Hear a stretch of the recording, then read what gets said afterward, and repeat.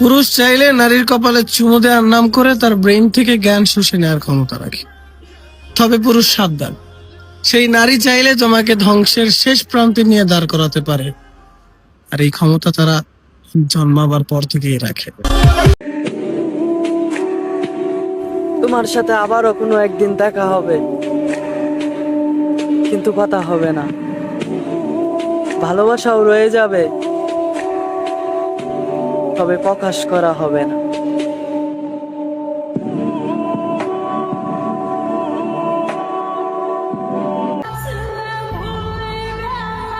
আমার একটু বলবা কি করলে তুমি আমার ভালোবাসা বুঝবা?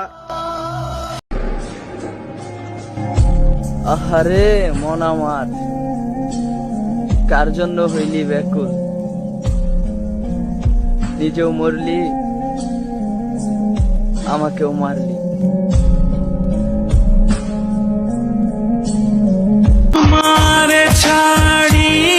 সে বলছিল এত চিন্তা কিসের, আমি তো আছি।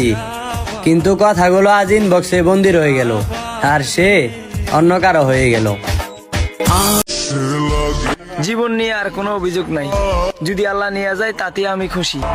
কারণ যাদেরকে জীবন দিয়ে ভালোবাসি তারাই আমাকে বানাই দোষী।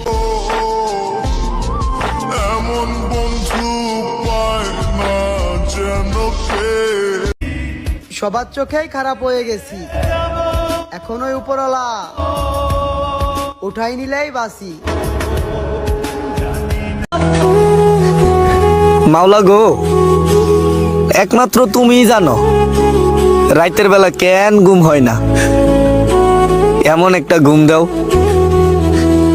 যেই ঘুমের নাই কোনো সকাল।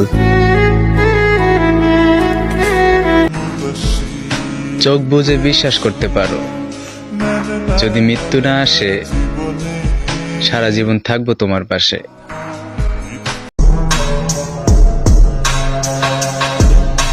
যারে মনে মিললো তারে কপালে মিলল না, হয়তো এই আশাটা মৃত্যুর আগ পর্যন্ত থাকবে। এই দেহ থেকে নিঃশ্বাস ত্যাগ হওয়ার আগ পর্যন্ত শেষ হবে।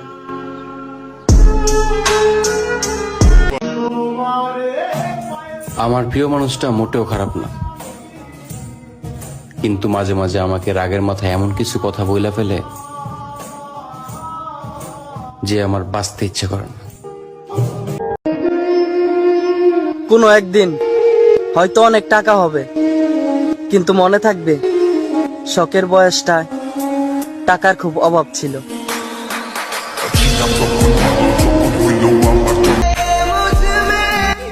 বুক ভরা কষ্ট নিয়ে মিথ্যে হাসিও আসা যায়, কিন্তু রাতে ঘুমানো যায় না।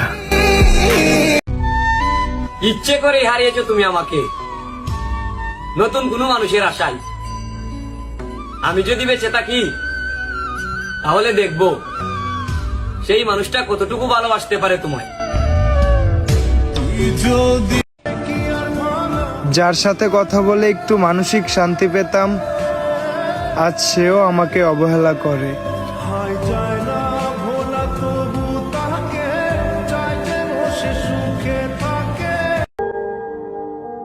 একা থাকার চেয়েও বেশি কষ্ট হয় যখন সম্পর্কের মধ্যে থেকেও একাকিত্ব অনুভব হয়।